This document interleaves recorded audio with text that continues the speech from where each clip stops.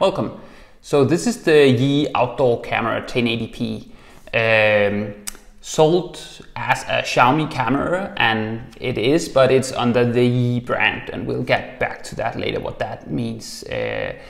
This is bought by me because I have primarily a Netatmo presence camera in my garage, which I'm extremely pleased with, but that is a fairly expensive camera.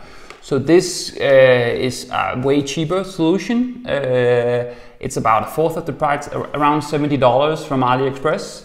And I have a couple of old IP cameras at the side of my house that is like end of life, and I was looking to do a replacement, and instead of just buying the Netatmo, I was looking to see if this could do the job well enough and save me some money while doing that. So that's why I bought this, and let's have a look at what you get in the box. So this is the actual camera, fairly small, I would say like 10 centimeters across, weighs at the maximum a couple of hundreds of milligrams. You have the SD card slot down here, the mounting for the bracket you get here, which is flexible, so you should be able to bend it in pretty much everywhere you want. You have an additional mounting bracket here, and they have been kind enough to supply you with a template for drilling the holes. This is USB powered, as you may have noticed, which is kind of untraditional for outdoors cameras, so kind of surprised by that. The cord is 2.5 meters. You get the correct, I'm in EU, so I get an EU adapter. You will get fitting if you are living in the States or anywhere else if you order from AliExpress. That's pretty much it. The manuals you'll need for pretty much only downloading the app. The rest is done within the app and is pretty much self-explanatory, but I'll cover that when we do the actual installation. So just back to the whole Me thing. So usually the stuff that Xiaomi sells is tied into their own app, Mi Home. This is, since it's run under the Yi brand, in the Yi Home app. So you'll need a new app if you are already familiar with the Xiaomi framework. So yeah, a little bit, would have been nicer just to have it in the Mi Home app, but it doesn't make a big difference for me. Let's do the installation. I think you'll see that it's pretty much similar to what you know from the Mi Home app. Again, if you are familiar with that environment.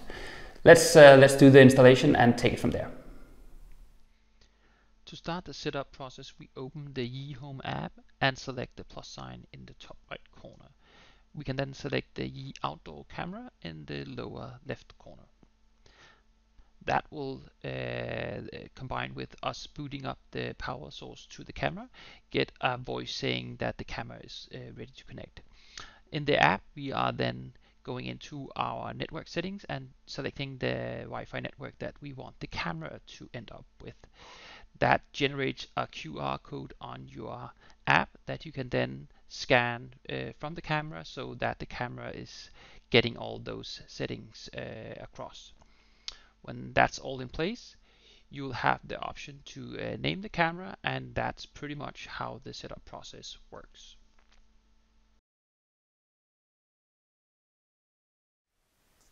So that was the installation part. Let's look at how the app works. When you open up the app, you select the camera that you want to view. In portrait mode, you can move your phone from side to side to see the full width of the camera, unless you go into landscape, where you also have the option to select the deep streaming quality and if you want the microphone to be turned on and off. If you see the small red dot, you have notifications, and you can select them to see the recording that has been made from the cloud. This is if you download from the cloud, both in day and night. The quality is actually a little bit better from the actual camera, which is illustrated right here when I'm just browsing on my phone. You see the brown section in the timeline that shows when our motion has been detected in that particular timeline spot. So the recording is actually a little bit better than showed when you download recordings from the cloud. From the settings area, one important option is that you can set the sort of camera zone for where the motion is detected. So it doesn't recognize motion from without this red zone that you can define yourself.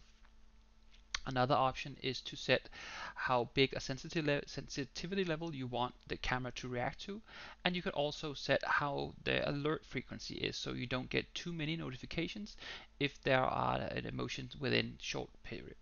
You can also set an alert schedule where you have the option to differentiate between weekdays and weekend if that is something that you need.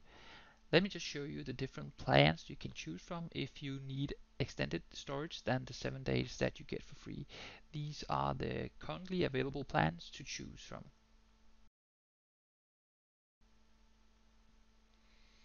This device actually has an integration to the Amazon Alexa Show unit. Let me just show you an example of how you can use that. Alexa, show me the South Garden camera. Okay.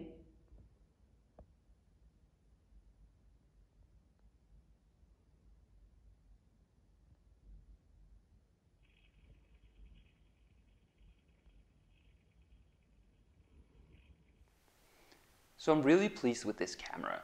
I've had it for 6 months now since I've started shooting this video, and this box that I'm sitting with now is actually not the original box, but an additional camera that I bought. So this is like the ultimate recommendation that I myself bought another one because I really appreciate the first one that I bought.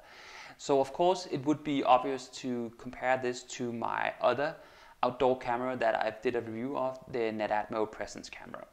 This camera is like a fourth of the price of the Netatmo camera, and you can see that there are areas where the Netatmo camera sort of outperforms this one. And this is primarily in the area of being able to differentiate between people, cars, or animals, where this camera just detects sort of motion, where you can set how much motion there should be, and you can also, like with the Netatmo camera, define in what area of the camera view that it should react to motion. But you cannot, like with the Netatmo camera, upload the files to an FTP server.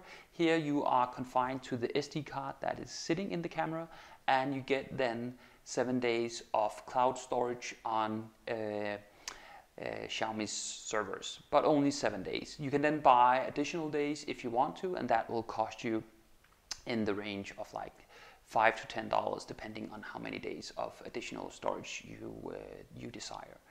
This is for you to decide. In regards to the installation, so remember that the cord goes 2.5 meters from the camera to an USB plug.